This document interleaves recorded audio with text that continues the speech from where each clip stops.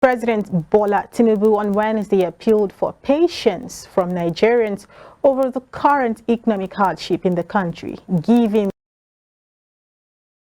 the assurance that there was light at the end of the tunnel. The president said he was fully aware and took responsibility of the difficulties Nigerians had been subjected to on account of government policies. He said he would not complain but welcome all criticisms since he was the one who asked to be president. The president spoke in Akure, the Ondo state capital, during his visit to the leaders of the Pan-Yoruba Social-Political Organization, Afenifere. He also paid a condolence visit to the family of the late former Ondo State Governor, Rotimi Akeredolu, who passed on in December following a protracted battle with cancer. And the Owerri Anambra State Zone of the Academic Staff Union of Universities has lamented what is described as payment of same salary to its members for the past 15 years. The group also expressed concerns that the union's engagement with the federal and various state governments on how to reposition public universities for national development, sequel to the FGN ASUU agreement of 2009, have been jettisoned by the parties involved.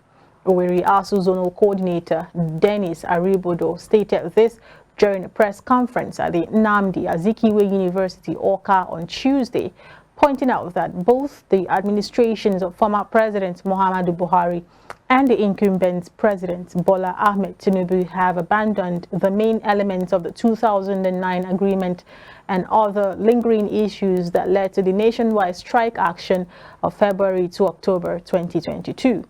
He therefore urged the federal government to speedily put a final closure to the renegotiation by directing the upward review of academic staff emoluments in view of current economic realities and the signing of the draft agreement reached with Nimi Briggs Committee.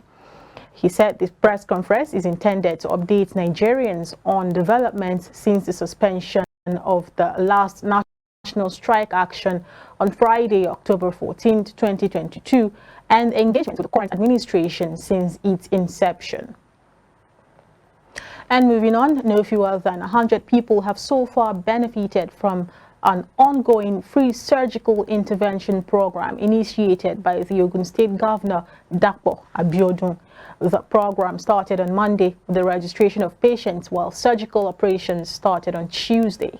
According to a statement on Wednesday, the surgical procedures are taking place across 6 state hospitals and the 40 general hospitals across the state.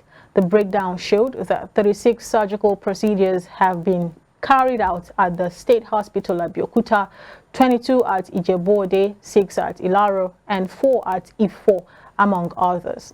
Speaking on the progress of the program at the State Hospital Ijaye Abeokuta, the Chief Medical Director Baba Bumi Oshinaike said the intervention program has been seamless as 491 people have been registered at the hospital and 36 patients have been operated upon. The House of Representatives has exonerated the Managing Director of the Nigerian Port Authority, Mohammed Bello Koko, of 178 billion naira in bad debt allegations as contained in the 2019 audited financial statement of the authority. Chairman of the House Committee on Public Petitions, Mike Itaba, dismissed the allegations at a public hearing held at the National Assembly Complex, Abuja, on Wednesday. Recall that the Forum of Non-Governmental Organizations in Nigeria had accused NPA and Bello of complicity in the management of 178 billion naira for bad debt in the agency's audited financial statement. At the resumption of the public hearing on Wednesday, the forum failed to appear before the committee to defend its allegations. Disappointed by the absence, Itaba dismissed the petition for lack of merit, saying the petitioner had failed to appear before the committee to prove its allegations against the NPA and the MD. Excuse me. The Gombe State Police Command on Thursday confirmed the arrest of 2 suspects, Bashir Haruna and Mohammed Isa, according to a press statement issued by Deputy Public Relations Officer ASP Sharif Shayad. The suspects were arrested for criminal conspiracy and adulteration of food items.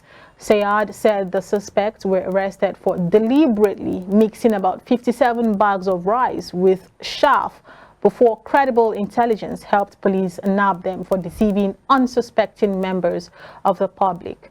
He disclosed that in view of this new trend, the Commissioner of Police advised the public to be wary of criminal elements and be vigilant when buying grains in sacks to avoid falling prey to such scams.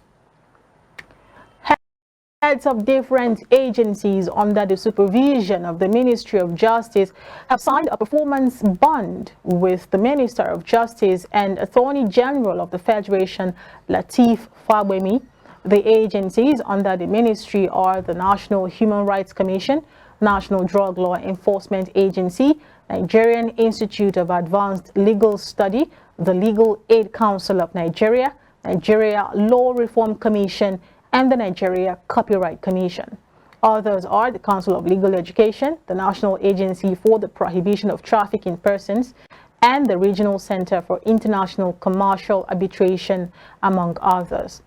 Ministers, presidential aides, and permanent secretaries had in November 2023 signed a performance bond with the president, which is expected to serve as a scorecard for implementing the ministerial deliverables and other government programs and policies.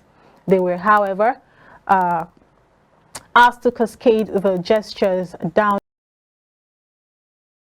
to agencies, parastatals under their supervision. And the Senate on Wednesday summoned the Minister of the Federal Capital Territory, Nyesom Wike, and the Commissioner of Police, Benneth Igwe, over the murder of Chris Agidi, an aide to Senator Ned Nwoko, by some kidnappers. The Senate resolved that the FCT Minister and the Police Commissioner should appear before to brief the Red Chamber on the increasing cases of kidnapping in the capital city. The Senate resolution followed a motion sponsored by Senator Nwoko and the kidnap and killing of his senior legislative aide. Agidi was reportedly kidnapped along with 19 others in the Galadimawa area of Abuja in November of 2023. Following an exhaustive debate on Nwokolo's motion, the Senate also resolved that the Inspector General of Police, Kayode Egbetokun, should urgently increase security patrols and surveillance within the nation as a proactive measure against kidnapping. The Senate also directed the installation of CCTV cameras in strategic locations within the city, Abuja highways, adding that the police should dedicate a 3-digit emergency number for effective emergency response.